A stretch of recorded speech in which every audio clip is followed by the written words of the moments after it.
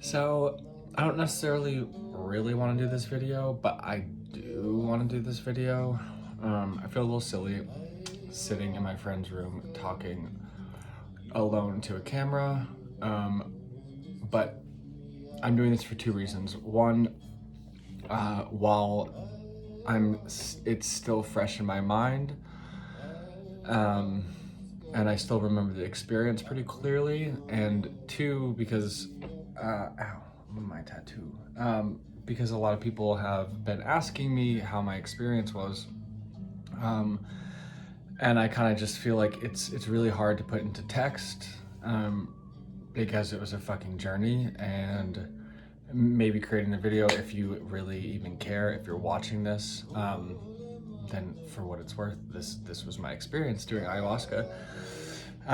My friend Alicia moved down recently to Orlando and volunteers at a place called Soul Quest. It's like 20 minutes outside city center, and she did it about 4 months ago, and has been volunteering there, and she donated her hours to me. So it was like I mean, normally it's $1,000, but it was a free weekend for me because she donated. So that was super nice. And so I am a yes and person.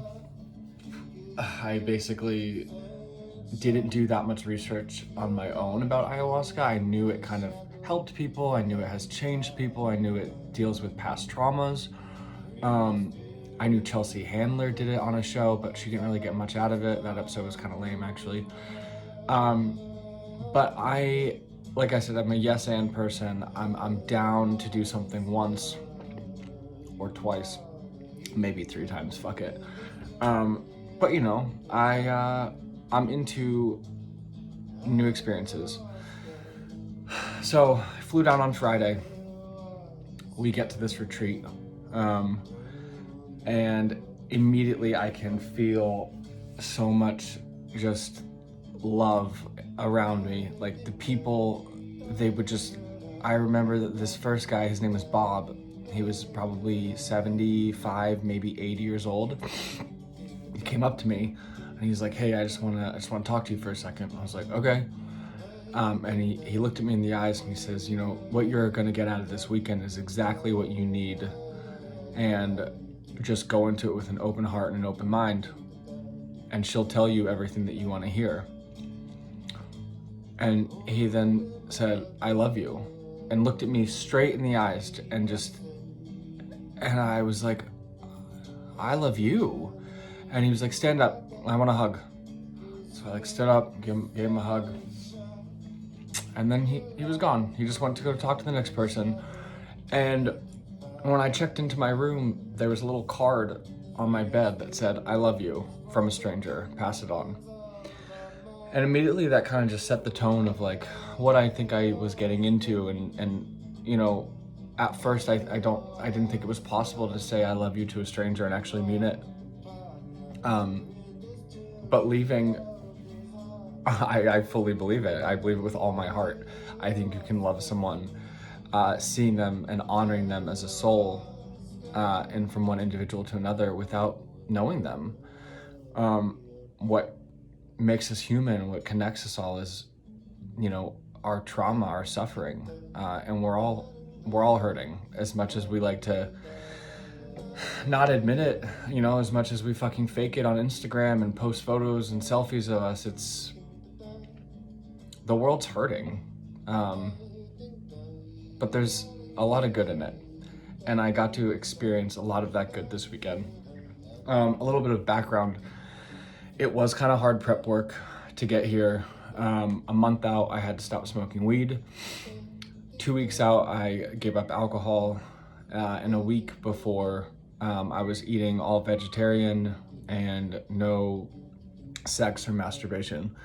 And it was like those little sacrifices that, you know, at the time I was like, this is stupid. Like, why am I giving up alcohol? You know, why am I giving up weed? These are things that I like. Why am I giving up masturbation? But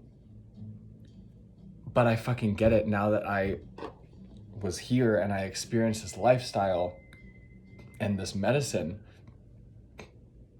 So fast forward, anyway, I'm there, I checked in. You take it 3 times.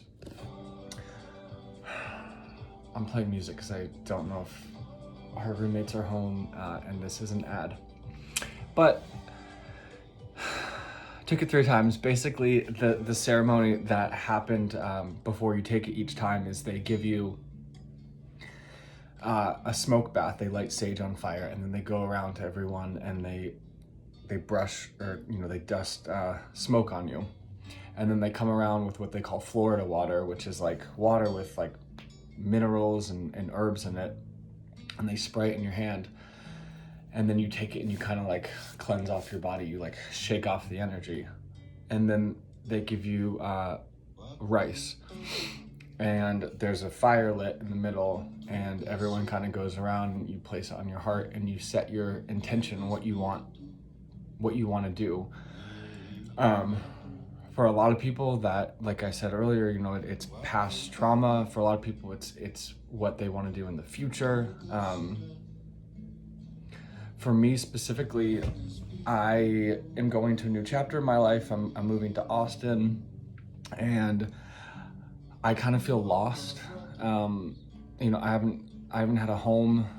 I've been bouncing around for the past 19 months. I've given a lot of myself to my family. I've spent a lot of time with my family and friends and different people's homes. I think I've slept in upwards of 50 to 60 places over the past 2 years, and I just feel like I don't necessarily know my purpose.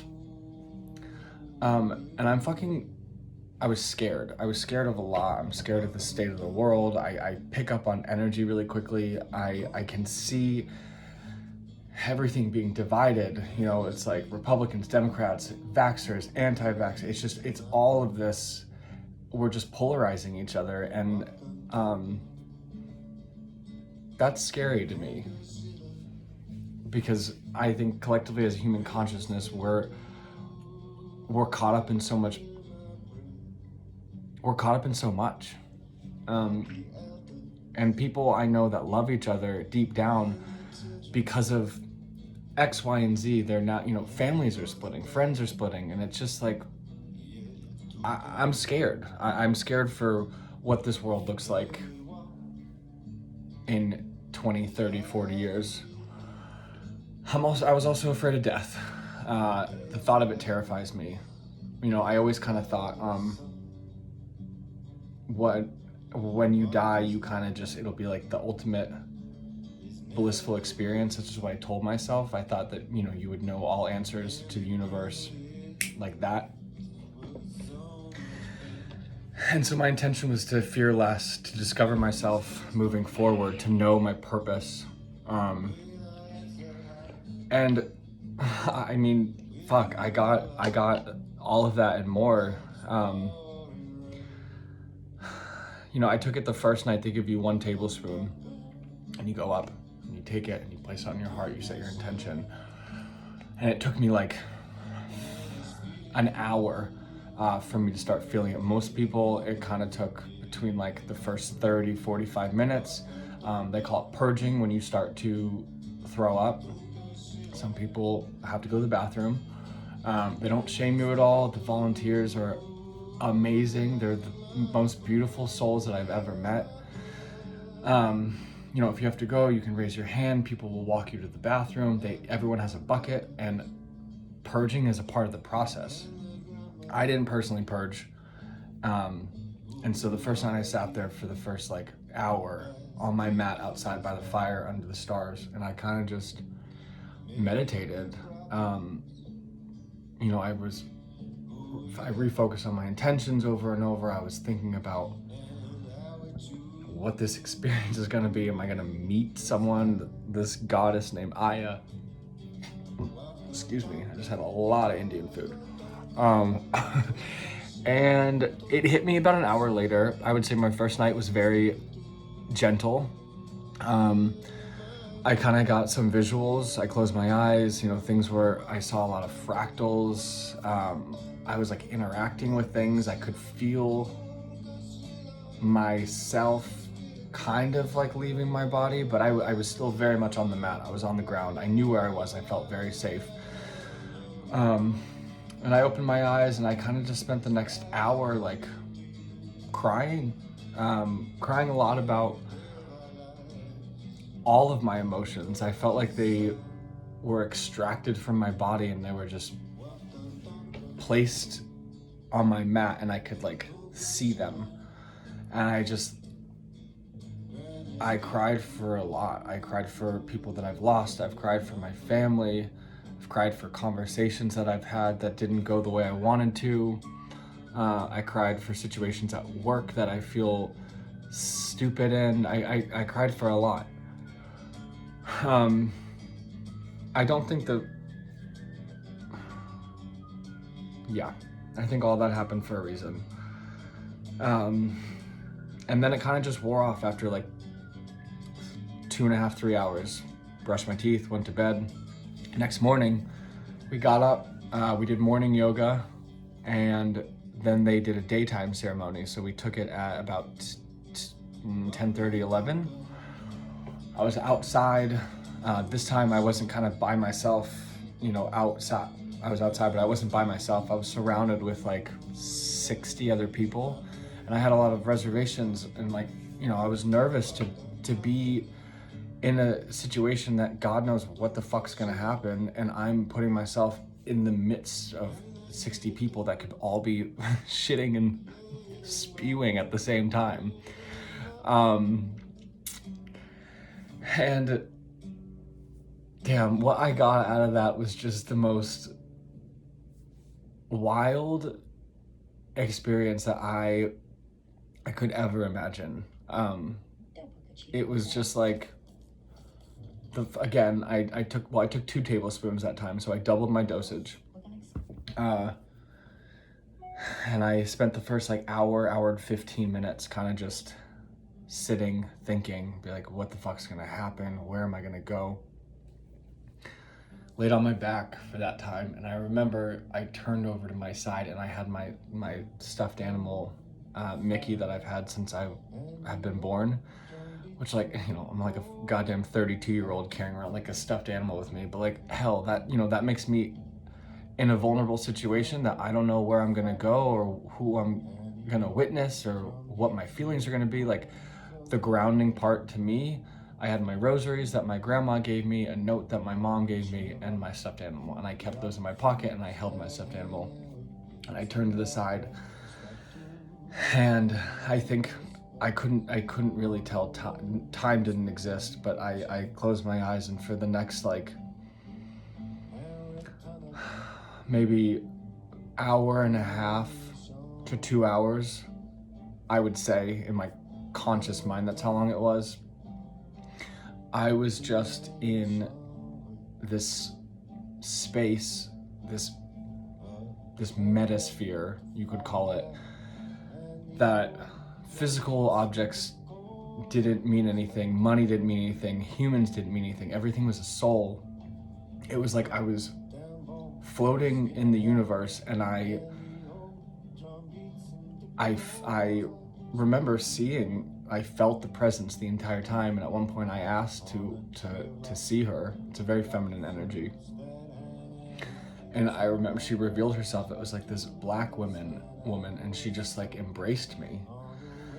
And there was just trees everywhere. And then that faded, and I was back into this expanding universe where I was not in my body. I was a soul that was a part of something. I was observing. It was crazy. I remember trying to consciously think about work or a cell phone, and my brain couldn't understand it. It was it just kept on dissolving out, and it was it didn't matter. Nothing mattered. All that mattered was this endless vast space that I was a part of, and that I felt it was so loving and so bright, and I just cherished every single moment that I sat there and experienced this pure blissfulness. You know, I could hear the music around me, I could hear people throwing up around me, but it was like, it was a part of the experience. That people's vomit started becoming part of the music. I would kind of hear someone walk by. I remember like touching my hands in the grass or the dirt around me, and like my body kind of like disintegrated into the earth. I could feel insects walking on me, which normally that shit would bother the fuck out of me, but I embraced it. I liked it. My control that I wanted was gone. I had no control, and I let it go. I surrendered. I saw previous friends that have died. I felt my family close to me, my mom especially. I kept on just feeling her next to me. And not only the sense of like my mom and her physical being, but like my mom is like her soul. And knowing that it transcends longer than this fucking life. Like it goes on into this other realm. And I remember like waking up from that, you know, like I said, probably after an hour and a half, 2 hours, and I thought I died. Like, it was fucking so scary. Like, I spent the next like 45 minutes probably, you know, looking around. Like, I saw the trees, I saw other humans, but I thought that was like, I was convinced that my soul had left my body, or maybe a part of it did. Maybe my ego died. But I thought that this was it. Like, this field that I was in was now heaven. And then my heart, I remember it started beating so quickly because I thought, fuck, I didn't tell everyone in my life how much they mean to me. That was my first gut reaction. It's like I was okay with being in that space, in that field forever, because I knew I felt safe. But I wanted to just say bye to people. I wanted to tell my mom that I loved her. I wanted to tell my dad that I loved him and what he did for me, you know, in my past life. I want to tell my friends how much they mean to me.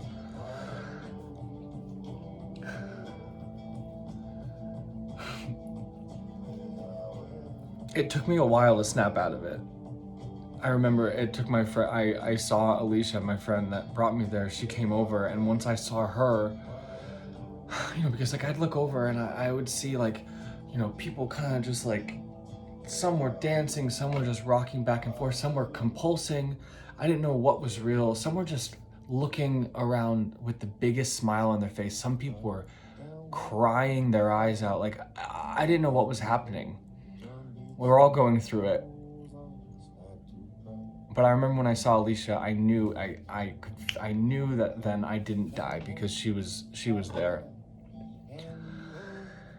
And the last night I took it, I swear to God, like I don't necessarily, like, I didn't before believe in like third eyes, but like whatever I was looking out of, it was not here, it was here. And I could see, I scanned the room and I just saw everyone's pure soul for who they were. Like, one of the volunteers sat kind of close to me the entire time to keep an eye. People are always watching you because you can't just be alone. It's not a drug or a medicine that you can be alone in. And I remember thinking that, again, that I had passed away, but this time I kind of knew I didn't because of my previous experience. And so I kind of leaned into it more. But I saw like all these people around me for souls that I felt like I had known my entire life. You know, removing the body of like, it was more of like an energy source. And like, you can hear things like whispering conversations that were happening like 100 feet away. It was like they were right next to you. And I remember I don't know if it was someone, I don't know if it was I don't know what it was. But like I said earlier, a big intention for me was feeling like I was lost and that I was scared. And, you know, clear as day, that voice, I heard it and it just said, you are perfect and you are meant to be here.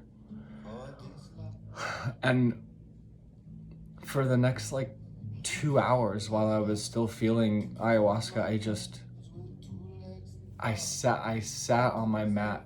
I was inside my cabin. I was with like 15 other people, and I could see things, but nothing was as it was. I couldn't make out things. People were kind of objects and shapes. Colors were wild. Everything was fuzzy and wavy and blurry, but I could see my breath.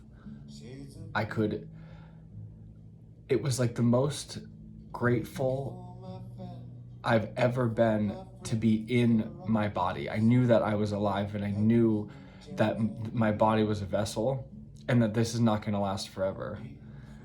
In fact, it's really quick that I'm going to be in this body. And I knew that because of my previous journey that I had earlier that day about being in that expansive world that I wasn't in my body. I feel like in my knowing that's what's going to happen to my soul after I die. But this time that I took it, I was very much in my body and just appreciating how fucking loved and lucky I am to be here and now, and to not be suffering with any physical pain. Like, I was just breathing, and I was so grateful to be sitting on that mat and fucking breathing.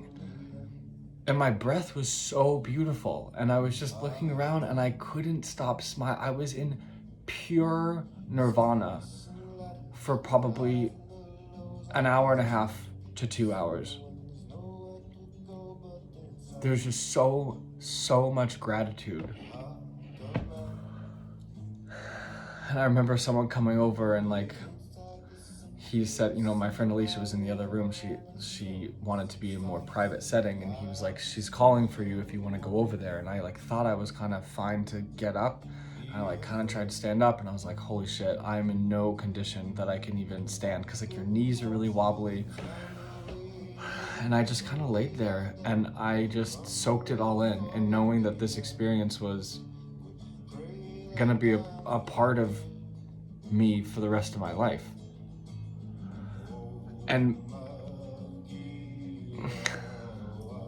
I didn't get that good of sleep that night because I just kept on thinking about that day was, I basically was on a journey for a collective probably 7 hours, and it's emotionally very draining. Like my body is not tired, but my mind was just,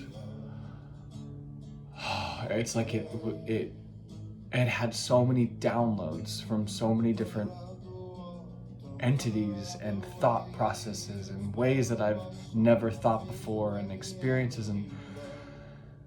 But after all that, like that night, I couldn't really sleep that well because I just kept on thinking about things on loop, wanting to recall it all.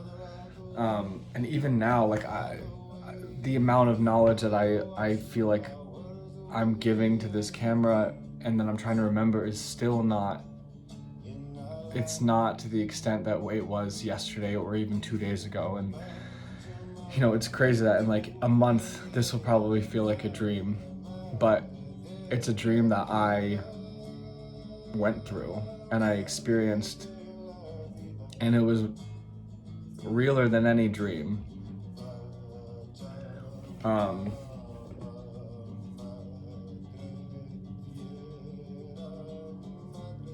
Yeah. I mean, takeaways. I just feel, I know this is like a term that, you know, it's said a lot, but I feel fucking enlightened. It's like I sat in a room at the end of it and I shared my experience with, you know, 40 other people. And normally I'm not one to like talk out, or like my heart starts beating and I'm like, oh shit, like I'm on a meeting at work with like 8 people and I'm like wanting to say something and I'm like, you know, like don't say anything, no one really cares about what your opinion is. And I sat there and I just vulnerably explained my experience and what I felt and why I felt it to a room full of 40, 50 people. And it was it was perfect. My heart wasn't beating. I looked around the room and I thanked everyone for who they were as humans. I said that I truly appreciate and love everyone in that room, and I meant it. And I felt so much love, and I gave so much love. And it's just the tools that I can take away and the feeling that I can take away from this is just that, I mean, I felt and saw so much love. And that was in the form of ayahuasca, but more importantly, that was in the form of everyone else that I met this weekend. And it made me a lot less scared. It showed me that there is good in the universe. There's also evil, but I choose to relish in the good, and there's more good. And I know that there's definitely more light. You know, whoever Aya is, I think that I've always believed in it, in the universe. I've always believed in a higher power. But being on this drug solidified my knowing of that. I have no doubt in my mind that God, you want to call it God, you want to call it spirit, you want to call it whatever, something is bigger than us. I know something's bigger than us. And it's beautiful. I enjoy the fact that I know that I'm a part of that journey, and that I was meant to be here at this exact time, meant to experience this. And I'm moving through life now with just so much less fear, more of a knowing. You know, I don't have to sit here and prove my existence or my thoughts and values on other people. That's not my job.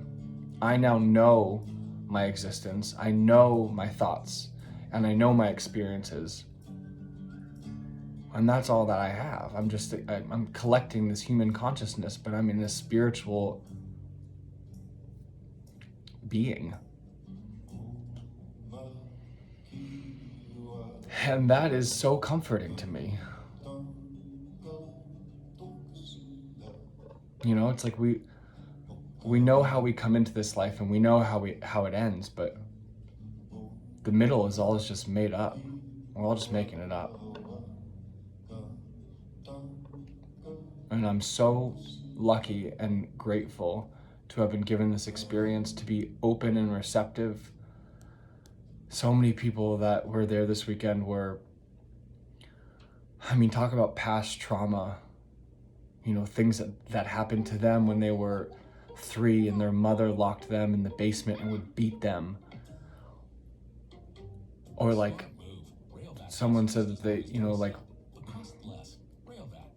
the pedophilia, there was a lot. And I'm just so grateful that my parents raised me in a way that I don't have that. I don't have past trauma, or if I do, it hasn't come up yet. It hasn't come up in 32 years. But what I do know and what I got out of it is a solidification of myself and my being and my worth and my right to be here. And that's fucking important. And that we can all bond in the fact that there is all suffering in this world, and we can all value each other as humans, regardless of our opinion, because we're all in this together. We got to be. That we have to be.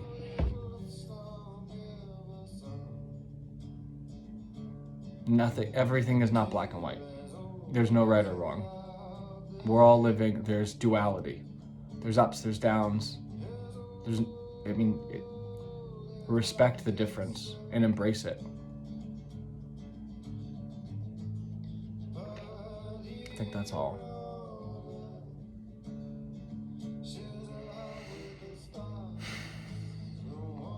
If you're listening to this still, we're at 30 minutes. Damn, that was a while. What the hell am I still doing?